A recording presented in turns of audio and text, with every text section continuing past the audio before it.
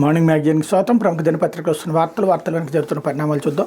ఈనాడు చూస్తే ఉగ్రవాదం కొనసాగితే పాక్ అంతు చూస్తాం, ఆపరేషన్ సింధూర్తో లక్ష్మణ రేఖ గీశాం, ఇక ఉగ్రదాడులకు జవాబు పక్కాగా ఉంటుంది, మన సైనిక స్థావరాలను ఏమీ చేయలేకపోయారు, భారత్ శాంతి కాముక దేశం, ప్రజలపై దాడి చేస్తే ఎలా స్పందించాలో తెలుసు, ప్రధాని నరేంద్ర మోడీ స్పష్టీకరణ, అదంపూర్ ఎయిర్ బేస్ ఆకస్మిక సందర్శన, పాకిస్తాన్ గడ్డపై నుంచి ఉగ్రవాదం ఇక మీదట కొనసాగినట్లయితే ఆ దేశాన్ని సర్వనాశనం చేస్తామని ప్రధాని నరేంద్ర మోడీ హెచ్చరించారు. ఆపరేషన్ సింధూర్ ద్వారా పాక్కు స్పష్టమైన లక్ష్మణ రేఖ గీశామని చెప్పారు.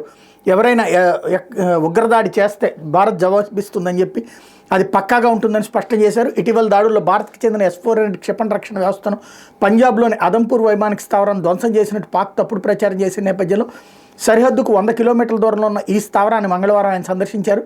అదే రక్షణ వ్యవస్థ ముందు నిల్చుని దాయాద్ దేశానికి బలమైన సందేశం పంపించారు. మన దేశానికి చెందిన సైనిక స్థావరాల్లో ఏ ఒక్కదానికైనా నష్టం కలిగించడంలో పాక్ విఫలమైందని చెప్పారు. ఆపరేషన్ సింధూర్ తర్వాత సైనిక దళాలను ఉద్దేశించి తొలిసారిగా ప్రసంగించిన ఆయన వాటి సేవల్ని కొనియాడారు. మన దళాలు సాధించింది అద్భుతమైన ఊహకందని గొప్ప విజయం అని శ్లాఘించారు. త్రివిధ దళాలకు దేశం ఎప్పటికీ రుణపడి ఉంటుందని చెప్పారు. ముందస్తు ప్రకటన చేయకుండా వైమానిక స్థావరంలో దిగిన మోడీ అక్కడ కలిగి తిరిగారు.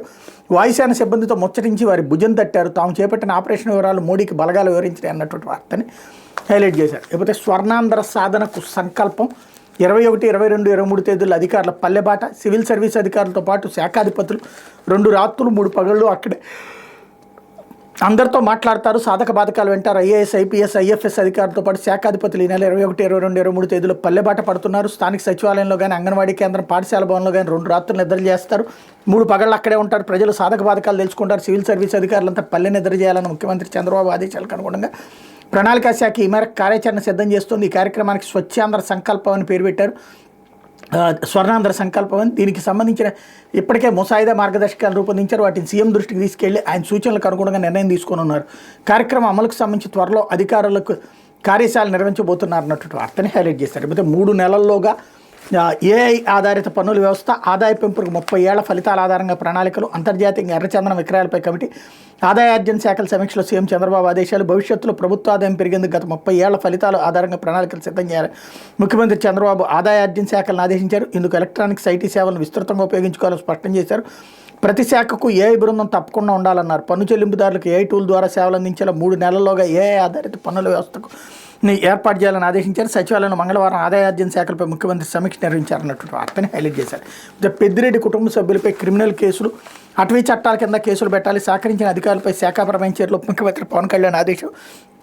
చిత్తూరు జిల్లాలో అటవీ భూములను ఆక్రమించిన మాజీ మంత్రి పెద్దిరెడ్డి రామచంద్రారెడ్డి ఆయన కుటుంబ సభ్యులపై క్రిమినల్ కేసులతో పాటు అటవీ చట్టాల ప్రకారం కూడా కేసులు నమోదు చేయాలన్న శాఖ ఉన్నతాధికారులు ఉప ముఖ్యమంత్రి అటవీ పర్యావరణ శాఖల మంత్రి పవన్ కళ్యాణ్ ఆదేశించారు. పెద్దిరెడ్డి కుటుంబం అటవీ భూములను ఆక్రమిస్తుంటే అడ్డుకోలేకపోయిన అధికారులను గుర్తించి వాళ్ళ మీద కూడా శాఖాపరమైన చర్యలు తీసుకోవాలని చెప్పారన్నటువంటి వార్తని హైలైట్ చేశారు. ఇకపోతే అండమాన్ని తాకినటువంటి నైరుతి 27న కేరళకు రాక వేసవి తీవ్రతకు అల్లాడుతున్న భారతానికి చల్లటి కబురు. దేశానికి అత్యధికంగా వర్షపాతాన్ని ఇచ్చే నైరుతి ఋతుపవనాలు మరింత చురుగ్గా కదులుతున్నాయి. మంగళవారం మధ్యాహ్నం నాటికి అవి దక్షిణ అండమాన్ సముద్ర అండమాన్ నికోబార్ దీవులు, దక్షిణ బంగాళాఖాతంతో పాటు ఉత్తర అండమాన్ సముద్రంలోని కొన్ని భాగాలకు విస్తరించనున్నట్టు భారత వాతావరణ విభాగం వెల్లడించింది. ఋతుపవనాల ఆగమనం దృష్ట్యా గత 2 రోజులుగా నికోబార్ దీవుల్లో భారీ వర్షాలు కురుస్తున్నాయని పేర్కొంది. దక్షిణ బంగాళాఖాతం, నికోబార్ దీవులు, అండమాన్ సముద్రంపై పశ్చిమ దిశ నుంచి వీస్తున్న గాలుల బలం పెరిగింది. సముద్ర మట్టానికి 1.5 కిలోమీటర్ల ఎగువ నీటి వేగం 20 నాట్లకి చేరింది అన్నట్టు వార్తని హైలైట్ చేశారు. అయితే Bharatiya cements director Govindappa Balaji arrest. Karnataka, Tamil Nadu సరిహద్దుల్లో అదుపులో తీసుకున్న సిట్. ఓ వెల్నెస్ సెంటర్ బయట పట్టివేత. జగన్ భారతీయులకు అత్యంత సన్నిహితుడు, మద్యం ముడుపుల సొత్తు, డొల్ల కంపెనీలకు మళ్లింపుల మాస్టర్మై. బాలాజీ అరెస్ట్తో కుంభకోణంలో అసలు పేర్లు బయటకు వచ్చే అవకాశం. వైకాపాయంలో జరిగిన మద్యం కుంభకోణంలో కొలగొట్టిన వేల కోట్ల ముడుపులు సొత్తును డొల్ల కంపెనీలకు మళ్లించి అంతిమ లబ్ధిదారిని చేల్చడంలో క్రియాశీల పాత్ర పోషించిన భారతీయ సిమెంట్స్ పూర్తికాలపు డైరెక్టర్ గోవిందప్ప బాలాజీ ఎట్టకేలకు అరెస్ట్ అయ్యారు. ఈ కేసులో 33వ నిందితుడిగా ఉన్న ఆయన మాజీ ముఖ్యమంత్రి జగన్కి అత్యంత సన్నిహితుడు. జగన్ సతీమణి భారత్ తరపున ఆర్థిక వ్యవహారాలను చూస్తుంటారు. 4 రోజులుగా పరారీలో ఉన్న గోవిందప్ప బాలాజీ కోసం 3 రాష్ట్రాలు గాలించి సిట్ బృందాలు కర్ణాటక, తమిళనాడు సరిహద్దులోని చామరాజనగర్ జిల్లా BR హిల్స్ అటవీ ప్రాంతంలో ఉన్నారని గుర్తించి అక్కడే మాటివేశాయి. మంగళవారం ఉదయం 11 గంటల సమయంలో ఎనకనగడ్డ కాలనీలో వెల్నెస్ సెంటర్కి వచ్చినప్పుడు అరెస్ట్ చేశారన్నట్టు వార్తని హైలైట్ చేశారు. అయితే NDB పనులకి మోక్షం. వైకాపా హయాంలో పడకేసిన ప్రాజెక్ట్ 1244 కిలోమీటర్లకు విస్తరించింది 71 కిలోమీటర్లే. గాడిలో పెట్టేందుకు కూటమి ప్రభుత్వ ప్రణాళిక అంటూ న్యూ డెవలప్మెంట్ బ్యాంక్ రుణంతో చేపట్టిన రోడ్ల విస్తరణ ప్రాజెక్టును గాడిలో పెట్టేందుకు కూటమి ప్రభుత్వం చర్యలు చేపట్టింది. మండల కేంద్రాల మధ్య వాటి నుంచి జిల్లా కేంద్రాలకు అనుసంధానం చేసి ఏకవరుస రహదారులను 2 వరుసలుగా విస్తరించే ఈ ప్రాజెక్టును కుదించడంతో పాటు వచ్చే ఏడాది డిసెంబర్ నాటికి పూర్తి చేసేలా ప్రణాళిక సిద్ధం చేసింది. ఎన్డీబీ నుంచి 2వ విడత అడ్వాన్స్ తీసుకుని వేగంగా పనులు చేసే గుత్తేదారులకు చెల్లింపులు చేయడంపైన దృష్టి పెట్టింది. ఈ ప్రాజెక్టులో వైకాపా ప్రభుత్వ తీరుతో 2021 నుంచి మొన్నటి వరకు తొలి విడతలో 1244 కిలోమీటర్లు విస్తరించాల్సి ఉంటే కేవలం 71 కిలోమీటర్ల మేర మాత్రమే పనులు చేయగలిగారన్నట్టు వార్తని హైలైట్ చేసింది. ఇకపోతే వంశీ అనుచరుడు రంగాకు 27 వరకు రిమాండ్. బెదిరించి భూమి అమ్మించిన కేసులో విజయవాడ కోర్టు ఉత్తర్వులు. బెదిరించి అన్యాయంగా భూమి అమ్మించారని కృష్ణా జిల్లా ఉంగటూరు మండలం ఆత్కూరు పోలీస్ స్టేషన్లో నమోదైన కేసులో గన్నవరం మాజీ ఎమ్మెల్యే వల్లభనేని వంశీమోహన్ ముఖ్య అనుచరుడు ఓలుపల్లి మోహన్ రంగాకు విజయవాడ కోర్టు మంగళవారం రిమాండ్ విధించింది. తనను బెదిరించి 8.91 ఎకరాల భూమిని అమ్మించాడని తేలప్రలకు చెందిన శనగల శ్రీధర్ రెడ్డి ఇచ్చిన ఫిర్యాదుపై ఆత్కూరు పోలీస్ స్టేషన్లో కేసు నమోదైంది అన్నట్టు వార్తని హైలైట్ చేశారు. ఇకపోతే సాక్షి ఆధారాలు లేకుండా అరెస్ట్ పౌరుడి వ్యక్తిగత స్వేచ్ఛను హరిస్తుంది సుప్రీంకోర్టు. అది పౌరుడి గౌరవం ప్రతిష్టను ప్రభావితం చేస్తుంది. కేసు పెట్టాం కాబట్టి అరెస్ట్ చేస్తారన్న ఆలోచన ఎంత మాత్రం సరికాదు. మద్యం కేసులో ప్రభుత్వ యంత్రాంగం తీరుపై సుప్రీం విస్మయం. పోలీసులు తమ విచక్షణాధికారాన్ని జాగ్రత్తగా వాడాలని హితవు. ఎంపీ మిథున్ రెడ్డి ముందస్తు బెయిల్ను కొట్టివేస్తే హైకోర్టు ఇచ్చిన తీర్పును రద్దు చేసిన సుప్రీం. హైకోర్టు తీర్పును చూస్తే ఆధారాలు పూర్తి స్థాయిలో పరిశీలించలేదని స్పష్టమవుతోందని వ్యాఖ్య. తిరిగి విచారించి 4 వారాల్లో నిర్ణయం వెలువరించాలని హైకోర్టుకు సుప్రీం స్పష్టీకరణ. నిర్ణయం వెలువరించేంత వరకు మిథున్ రెడ్డిని అరెస్ట్ చేయొద్దని ఏసీబీకి ఆదేశం అన్నటువంటి వార్తని హైలైట్ చేశారు.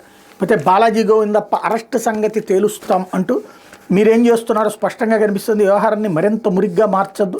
రాష్ట్ర ప్రభుత్వాన్ని ఉద్దేశించి సుప్రీం ఘాటు వ్యాఖ్యలు. గోవిందప్ప అరెస్ట్ నేపథ్యంలో ముందస్తు బెయిల్ పిటిషన్ నిరర్ధకమన్న రాష్ట్ర ప్రభుత్వ న్యాయవాదులపై అసహనం. మద్యంపై అక్రమ కేసులో ధనుంజయ రెడ్డి, కృష్ణమోహన్ రెడ్డిలకు ఊరట. శుక్రవారం వరకు వారిని అరెస్ట్ చేయొద్దని ఏసీబీకి ఆదేశం. కేసు దర్యాప్తునికి సహకరించాలని న్యాయస్థానం. గోవిందప్ప ముందస్తు బెయిల్పై సుప్రీంకోర్టు విచారణ జరుపుతోందని తెలిసి కూడా అరెస్ట్ చేశారు. దర్యాప్తు సంస్థ తీరుని ఈ కోర్టు పరిగణలోకి తీసుకోవాలని గోవిందప్ప న్యాయవాది సిద్ధార్థ దవే అన్నటువంటి వార్తని హైలైట్ చేశారు. అరెస్ట్ అనేది పౌరుడు వ్యక్తిగత స్వేచ్ఛను హరిస్తుంది. అరెస్ట్ అనేది వ్యక్తి గౌరవాన్ని, ప్రతిష్టను, సమాజంలో వారి స్థానాన్ని ప్రభావితం చేస్తుంది. అందువల్ల అరెస్ట్ విషయంలో దర్యాప్తు అధికారి తనకున్న అధికారం చాలా జాగ్రత్తగా ఉపయోగించాల్సి ఉంటుందని సుప్రీంకోర్టు ధర్మాసనం వ్యాఖ్యానించింది అన్నది హైలైట్ చేశారు. అయితే మురళీ నాయక్ కుటుంబానికి అండగా ఉంటాం. శ్రీసత్యసాయి జిల్లా కల్లితండాల వైఎస్ జగన్. వీర జవాన్ కుటుంబానికి వైఎస్ఆర్సీపీ అధినేత పరామర్శ. మురళీ నాయక్ దేశం గర్వపడేలా విధులు నిర్వర్తించారు.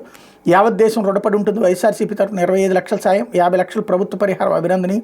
ఈ సంప్రదాయాన్ని తెచ్చింది గత వైఎస్ఆర్సీపీ ప్రభుత్వమే అంటూ స్టేట్మెంట్ హైలైట్ చేశారు. అయితే వాయుసేనకు వందనం అంటూ మరోసారి తెగించొద్దని పాకిస్తాన్కి లక్ష్మణ్ రేఖ గీసొచ్చారు.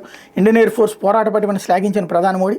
దాయాది నడిబొడ్డును బాంబులు పేల్చారు. భారతీయులంతా మీ పోరాటానికి ఉప్పొంగిపోయారు. ఇది ఎన్నటికీ తీర్చుకోలేని రుణం. పంజాబ్లోని అదంపూర్ ఎయిర్ బేస్లో వాయుసేన జవాన్లను ఉద్దేశించి ప్రసంగం అన్నటువంటి వార్తని హైలైట్ చేశారు. అయితే ప్రభుత్వ బడుల్లో ప్రకంపనలు. 8 రకాలుగా విభజనతో అంతా గందరగోళం. పునర్వ్యవస్థీకరణ. టీచర్ల సర్దుబాటుపై ఉత్తర్వులు జారీ. 9977 సర్ప్లస్ పోస్టులు గుర్తింపు. వివిధ రకాలుగా సర్దుబాట్లు. 4706 ఎస్ఏ సర్ప్లస్ పోస్టులు. ఎంపీఎస్ హెచ్ఎం క్లస్టర్ పోస్టులుగా మార్పు. హెచ్ఓడి క్యాడర్ కింద మరో 1902 పోస్టులు. ఇదేం పోస్టులు విభజన అంటూ బొగ్గుమంటున్న ఉపాధ్యాయులు అన్నటువంటి వార్తని హైలైట్ చేశారు.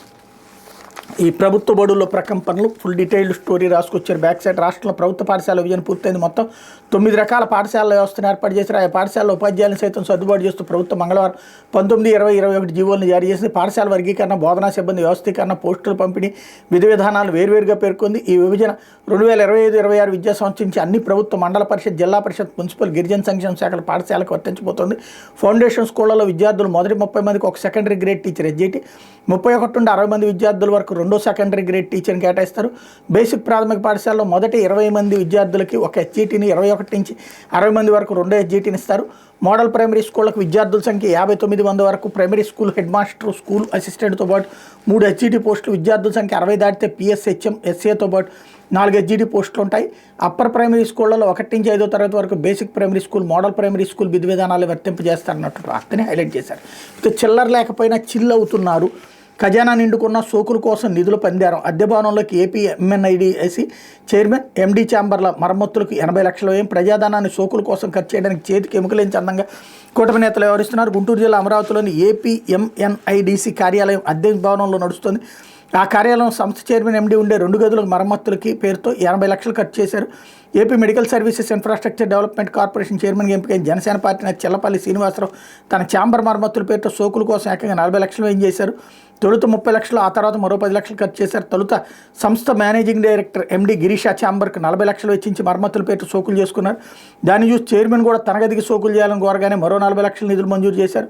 40 లక్షల నుంచి 50 లక్షలు ఇచ్చిస్తే ఏపీఎంఎస్ఐడిసికి సొంత భవనమే సమకూరేదని కేవలం 2 గదులు మరమ్మతులు పెట్టి ఏకంగా 80 లక్షలు వసూలు చేయడం ఏంటని ఉద్యోగులు నిలదీస్తున్నారు. పైగా ఏపీఎంఎస్ఐడిసి కార్యాలయం నిర్వహిస్తున్న భవనం అద్దెకి తీసుకుంది.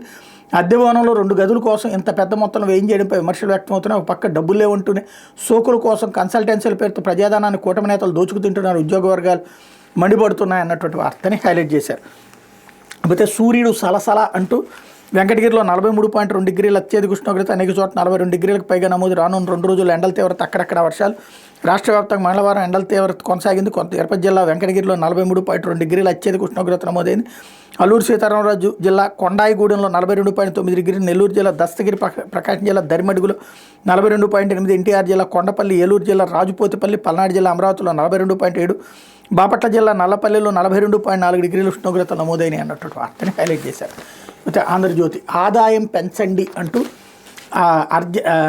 ఆర్జన అవకాశాలపై అధ్యయనం చేయండి, సొంత ఆదాయం పెంచుకునేందుకు ఐటీ ఎలక్ట్రానిక్స్ సేవల రంగాల దోహదం, బంగారం కొనుగోళ్లలో పన్ను ఎగవేతలు ఉన్నాయి, ఏఐ ఆధారిత పన్నుల వ్యవస్థ ఏర్పాటు చేయాలి. ఆదాయార్జన శాఖల సమీక్షలో సీఎం చంద్రబాబు ఏడాది 1.34 లక్షల కోట్ల ఆర్జన లక్ష్యం. దుగ్గరాజపట్నంలో నౌక నిర్మాణ కేంద్రం, కేంద్ర రాష్ట్ర ప్రభుత్వాల సంయుక్త భాగస్వామ్యం. ఈ ప్రాజెక్టులతో 26,000 కోట్ల పెట్టుబడులు వచ్చే అవకాశం అన్న వార్తలు హైలైట్ చేశారు. రిటైర్మెంట్ తర్వాత ఏ పదవి తీసుకోను, న్యాయరంగానికి సేవలు కొనసాగిస్తా. పదవీకాలం చివరి రోజున సీజీఐ జస్టిస్ సంజీవ్ ఖన్నా స్పష్టీకరణ. తదుపరి సీజీఐ జస్టిస్ గవాయ్ బలమైన మద్దతుదారుగా వెంట నిలిచారని వెల్లడి. ఎమర్జెన్సీల హక్కులపై నిలబడిన జస్టిస్ హెచ్ఆర్ ఖన్నా వారసత్వం నిలబెట్టారు. జస్టిస్ ఖన్నాపై పలువురు ప్రశంసలు. పదవి విరమణ అనంతరం ఏ అధికారిక పదవిని చేపట్టబోనని సుప్రీంకోర్టు ప్రధాన న్యాయమూర్తి సంజీవ్ ఖన్నా స్పష్టం చేశాడు. సీజీఐగా తన పదవీకాలం చివరి రోజైన మంగళవారం విధుల అనంతరం సుప్రీంకోర్టు ఆవరణలో జస్టిస్ ఖన్నా విలేకరులతో మాట్లాడారు. రిటైర్మెంట్ అనంతరం అధికారిక పదవులను వేటిని తీసుకున్నప్పటికీ న్యాయరంగానికి సంబంధించిన సేవలు మాత్రం తప్పకుండా కొనసాగిస్తానని స్పష్టం చేశారన్న వార్తని హైలైట్ చేశారు. లేకపోతే బాలాజీ గోవిందప్ప అరెస్ట్ అంటూ క్వశ్చన్ మార్క్ ఇచ్చారు. మద్యం ముడుపులను షెల్ కంపెనీలకు మళ్లించిన వ్యవహారంలో గోవిందప్ప కీలకం. భారతీయ సిమెంట్స్ డైరెక్టర్ స్కామ్లో భూమిక సీఏగా తెలివితేటలు వాడి తాడేపల్లికి సొమ్ములు అంటూ వైసీపీ హయాంలో జరిగిన 1000 కోట్ల లెక్కర్ స్కామ్ కేసులో మరో కీలక నిందితుని సిట్ అరెస్ట్ చేసింది. జగన్ కుటుంబానికి చెందిన భారతీయ సిమెంట్స్ శాశ్వత డైరెక్టర్ బాలాజీ గోవిందప్పని ఈ కేసులో కర్ణాటకలో అదుపులో తీసుకుంది అన్నటువంటి వార్తని హైలైట్ చేశారు. లేకపోతే ప్రతి తరగతికి టీచర్, పాఠశాలల పునర్వ్యవస్థీకరణ, 9 రకాలుగా స్కూళ్ల విభజన, 4 రకాల ఉన్నత పాఠశాలలు, కొత్తగా మోడల్ ప్రైమరీ స్కూళ్లు, 3,228 పోస్టులు సృష్టి, క్షేత్రస్థాయిలో క్లస్టర్ టీచర్లు, వైసీపీ జీవో 117 ఉపశమన, కొత్త విధానంపై జీవో 19 జారీ, విద్యా సంవత్సరం నుంచి అన్నటువంటి వార్తని హైలైట్ చేశారు. ఇవాళ 91 పెద్ద కంపెనీలు వస్తున్నాయి. ప్రతి కంపెనీకి ఓ నోడల్ అధికారి, యూనిట్లు వేగంగా స్థాపించేలా చూడాలి. 5 ఏళ్లలో ఐటీ ఎలక్ట్రానిక్స్ రంగాల్లో 5 లక్షల ఉద్యోగాల కల్పన లక్ష్యం. రాష్ట్రానికి వచ్చేందుకు 91 పెద్ద కంపెనీలు సిద్ధంగా ఉన్నాయని ఐటీ ఎలక్ట్రానిక్స్ మానవ వనరుల శాఖ మంత్రి నారా లోకేష్ చెప్పారు. మంగళవారం ఉండవల్లి నివాసంలో రియల్ టైమ్ గవర్నెన్స్ సొసైటీ సమీక్ష నిర్వహించారు. ఐటీ ఎలక్ట్రానిక్స్ రంగాల్లో ఈ కంపెనీలు 91,939 కోట్లు పెట్టుబడి పెట్టి 1,41,407 మందికి ఉద్యోగాలు ఇవ్వబోతున్నారు అన్నట్టు వార్తని హైలైట్ చేశారు. అయితే నెలల కొద్దీ నాంచుడు, ఫ్రీ హోల్డ్పై ఎటు తేల్చిన సర్కారు. జగన్ సర్కార్ రాజకీయ లబ్ధి కోసం అస్పందీలకు మేలు చేసేందుకు సెటిల్మెంట్ల కోసం నిషేధిత జాబితాలను భూములను యథేచ్ఛగా ఫ్రీ హోల్డ్ చేసేసింది. వైసీపీ సర్కార్ పోయింది, కూటమి సర్కార్ వచ్చింది. జగన్ సర్కార్ చేసిన తప్పు సరిదిద్దే పేరు చిన్న చితక రైతులను ఇబ్బంది పెడుతోంది. ప్రీ హోల్డ్పై ఎటు తేల్చకుండా కాలం గడిపేస్తుంది. నాడు అడ్డగోలుగా జగన్ అనే ఏకంగా 13 లక్షల ఎకరాలు ప్రీ హోల్డ్, అందులో 5.75 లక్షల ఎకరాలు అక్రమమే చర్యలు తీసుకోవాల్సింది వీటిపైనే. కానీ మొత్తంగా రిజిస్ట్రేషన్ ఆపిన ప్రభుత్వం ఎకరం 2 ఎకరాల రైతులకు తీరని కష్టం, పరిష్కారంపై స్పష్టత ఉన్న వాయిదాల పరం మరో 2 నెలల నిషేధం పొడిగింపు అన్నటువంటి వార్తని హైలైట్ చేశారు. ఇక్కడ వీళ్ళే అడ్డదిడ్డమైన అబద్ధాలు రాస్తారు. ఆ తర్వాత ఆపేశాక అదుగు జనాలు తిడుతున్నప్పుడు అదంతా మళ్ళీ వైసీపీ మీదకి తోస్తారు. వైసీపీ ప్రీ హోల్డ్ చేసినప్పుడు అది పర్ఫెక్ట్గానే వెళ్ళింది. దాంట్లో లోపాలు ఉంటాయి, ప్రతి పథకంలోనూ లోపం ఉంటుంది. లోపాన్ని బేస్ చేసుకుని పథకాన్ని ఆపేయకూడదు. అవినీతి లేనటువంటి వ్యవస్థ ఏది ఉండదు. అవినీతి అన్నటువంటి పేరుతో సక్రమంగా నడిచే వ్యవస్థల్ని ఆపకూడదు. పేద ప్రజల దగ్గర కూడు నోటి దగ్గర తీయకూడదు. ఇక్కడ తీసేసి ఆ తర్వాత దాని మీద వేరే వేరే రకంగా చెప్పుకురావడం నడుస్తోంది. లేకపోతే ధనుంజయ రెడ్డి, కృష్ణమోహన్ రెడ్డిలకి మధ్యంతర రక్షణ. ఏపీ మద్యం కుంభకోణం కేసులో కీలక నిందితుడు ధనంజయ రెడ్డి, కృష్ణమోహన్ రెడ్డిలు విచారణకు అన్ని విధాలా సహకరించాలి సుప్రీంకోర్టు ఆదేశించింది. మద్యం కేసులో తమకు ముందస్తు బెయిల్ ఇవ్వాలని కోరుతూ ధనంజయ రెడ్డి, కృష్ణమోహన్ రెడ్డి, బాలాజీ గోవిందప్పలు సుప్రీంకోర్టులో వేరువేరుగా పిటిషన్లు దాఖలు చేశారు. ఆ పిటిషన్లపై మంగళవారం జస్టిస్ జేబీ పార్దివాలా, జస్టిస్ మహాదేవన్లతో కూడిన ధర్మాసనం విచారించింది. బాలాజీ గోవిందప్పను పోలీసులు అదుపులో తీసుకున్న విషయాన్ని రాష్ట్ర ప్రభుత్వం తరపున సీనియర్ న్యాయవాదులు ధర్మాసనం దృష్టికి తీసుకెళ్లారన్నటువంటి వార్తని హైలైట్ చేశారు. ఇది దినపత్రికలో వచ్చిన వార్తలు వెనకాల జరుగుతున్న పరిణామాలు.